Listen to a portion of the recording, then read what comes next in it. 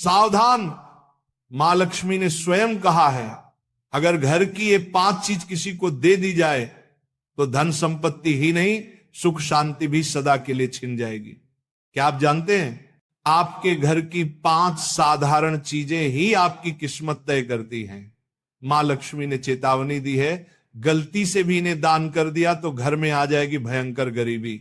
बहुत समय पहले प्राचीन भारत के एक छोटे से नगर विशालपुर में एक साधु का आश्रम था। वहां दूर दूर से लोग आकर आध्यात्मिक शिक्षा प्राप्त करते थे। नगरवासी साधु को आचार्य देव कहते थे, क्योंकि वे केवल भिक्षा लेकर जीवन व्यतीत नहीं करते थे, बल्कि लोगों को सही जीवन जीने की राह भी दिखाते थे। विशालपुर नगर समृद्ध था, लोगों के घर धन धान्य गहनों और रत्नों से भरे रहते थे। नगरवासी मानते थे कि ये सब माता लक्ष्मी की कृपा से ही है। नगर के बीचों बीच माता लक्ष्मी का एक भव्य मंदिर था। रोज शाम को वहां दीपक जलाए जाते, घंटियों की ध्वनि गूंजती और पूरा वातावरण श्री ह्रीं श्री महालक्ष्मी नमः के मंत्रों से पवित्र हो जाता। लेकिन एक परिवार ऐसा भी था जो नगर में सबसे समृद्ध होने के बावजूद धीरे धीरे कंगाल होने की ओर बढ़ रहा था। यह परिवार था वसुदेव जी का। वसुदेव जी नगर के सबसे बड़े व्यापारी थे। उनके पास सोने चांदी के ढेर थे, नौकर चाकर थे और अनाज के कोठार भरे रहते थे। फिर भी कुछ वर्षों के भीतर उनका घर वीरान होने लगा। धन की जगह कर्ज बढ़ने लगा, नौकर छोड़कर जाने लगे और घर में अशांति फैल गई। लोग हैरान थे कि ऐसा क्यों हो रहा है, आखिर माता लक्ष्मी की कृपा एक समृद्ध घर से क्यों उठ गई। वसुदेव जी भी परेशान थे। एक रात वे चिंतित होकर सो रहे थे, तभी उन्हें एक स्वप्न आया। स्वप्न में माता लक्ष्मी प्रकट हुई। उनके मुखमंडल से दिव्य आभा निकल रही थी। 4 हाथों में कमल, शंख, गदा और सोने के सिक्कों की वर्षा करने वाला पात्र था। उनकी मुस्कान शांति और कृपा से भरी थी, लेकिन आंखों में एक कठोर सत्य छिपा था। माता बोली, वसुदेव तुम दुखी क्यों हो? क्या तुम्हें याद नहीं कि धन की रक्षा करना भी एक तपस्या है? तुमने अपने घर की 5 पवित्र वस्तुएं बार बार दूसरों को देकर मेरे निवास को अशुद्ध कर दिया, इसलिए मैं तुम्हारे घर से विदा हो गई। वसुदेव ने हाथ जोड़कर कहा, मां मुझे क्षमा करें, कृपया मुझे बताइए कि वे 5 वस्तुएं कौन सी हैं जिन्हें देने से घर में गरीबी आती है। माता ने कहा, यह रहस्य मैं बताऊंगी, परंतु ध्यान रहे ये केवल तुम्हारे लिए नहीं बल्कि पूरे नगर और संसार के लिए शिक्षा है। 5 वस्तुएं कभी भूलकर भी घर से बाहर नहीं देनी चाहिए, क्योंकि ये वस्तुएं मेरे निवास की जड़ें हैं। इन्हें खोने से घर निर्धन और अपवित्र हो जाता है। इतना कहकर माता अदृश्य हो गईं। वसुदेव घबरा कर उठ गए। उनका शरीर पसीने से तरबतर था। अगले दिन वे भागते हुए आचार्य देव के आश्रम पहुंचे और सारी घटना सुनाई। आचार्य देव ने शांत होकर कहा, वसुदेव ये कोई साधारण सपना नहीं है, ये स्वयं लक्ष्मी का आदेश है। अब तुम्हें धैर्य रखना होगा।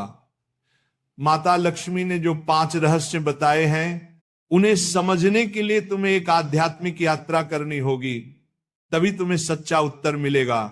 और इस प्रकार यात्रा शुरू हुई। वसुदेव ने अपनी पत्नी सुभद्रा और बेटे माधव के साथ नगर छोड़ दिया और आचार्य देव के आदेश पर हिमालय की ओर प्रस्थान किया। रास्ते में उन्हें तरह तरह की घटनाएं घटी। एक गांव में उन्होंने देखा कि एक महिला अपने घर का चूल्हे की राख दूसरों को दे रही है। वसुदेव को तुरंत माता लक्ष्मी की बात याद आई। क्या राख की भी उनमें से एक वस्तु है? उन्होंने महिला से पूछा, बहन तुम ये राख क्यों बांट रही हो?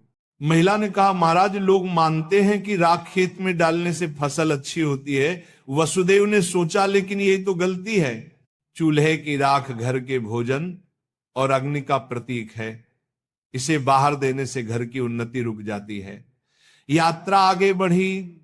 वसुदेव, सुभद्रा और माधव पहाड़ों की कठिन राह से गुजर रहे थे। एक रात वे एक आश्रम पहुंचे। वहां एक वृद्ध साध्वी ध्यान में लीन थी। साध्वी ने वसुदेव को देखकर मुस्कुराते हुए कहा, तुम्हें लक्ष्मी माता के 5 रहस्य जानने हैं ना? ध्यान से सुनो। ये पहली वस्तु है चूल्हे की राख। इसे किसी को मत दो, ये घर की लक्ष्मी को बाहर कर देती है। वसुदेव ने प्रणाम किया और रहस्य को याद कर लिया। दूसरे दिन वे आगे बढ़े। एक गांव में देखा कि लोग अपने घर से झाड़ू निकालकर दूसरों को दे रहे। वसुदेव ने आश्चर्य से पूछा, तुम लोग ऐसा क्यों करते हो? एक युवक बोला, हम मानते हैं कि पुराना झाड़ू देने से दरिद्रता चली जाती है। लेकिन तभी आकाश में गड़गड़ाहट हुई, जैसे स्वयं माता लक्ष्मी बोल रही हो, मूर्खों, झाड़ू लक्ष्मी का निवास है। ये घर की स्वच्छता और समृद्धि का प्रतीक है। इसे बाहर देने से लक्ष्मी घर से चली जाती है। वसुदेव को दूसरी वस्तु का भी रहस्य मिल गया, झाड़ू। तीसरा रहस्य उन्हें एक कुटिया में मिला। वहां एक वृद्ध साधक बैठे थे। उनके सामने दीपक जल रहा था। साधक ने कहा, बेटा, घर का जलता हुआ दीपक या उससे जली हुई लौ कभी किसी को मत दो। ये घर की ज्योति और आयु का प्रतीक है। इसे देने से सुख शांति चली जाती है। वसुदेव ने तीसरी वस्तु भी जान ली। आगे चलते चलते वे एक गांव पहुंचे। वहां एक परिवार ने अपने घर का नमक पड़ोसियों को उधार दिया। उसी रात उस परिवार के यहां कलह मच गई। साध्वी ने समझाया, नमक रिश्तों की मिठास और स्थिरता का प्रतीक है। घर का नमक देना लक्ष्मी को अपमानित करना है। अब वसुदेव को चौथी वस्तु भी मिल गई, नमक। अंततः हिमालय के पास एक गुफा में तप करते एक योगी ने अंतिम रहस्य बताया। योगी बोले, वसुदेव, 5वीं वस्तु है कपड़े का कोना या पल्लू। महिलाएं अक्सर पुराने कपड़े का पल्लू काट कर दे देती हैं, लेकिन यही स्त्री की लक्ष्मी और घर की मर्यादा का प्रतीक है। इसे देना घर के भाग्य को काटना है। अब 5 वस्तुएं स्पष्ट थी। पहला, चूल्हे की राख। दूसरा, झाड़ू। तीसरा, जलता दीपक। चौथा, नमक। 5वां, कपड़े का कोना। वसुदेव ने कृतज्ञ होकर योगी को प्रणाम किया।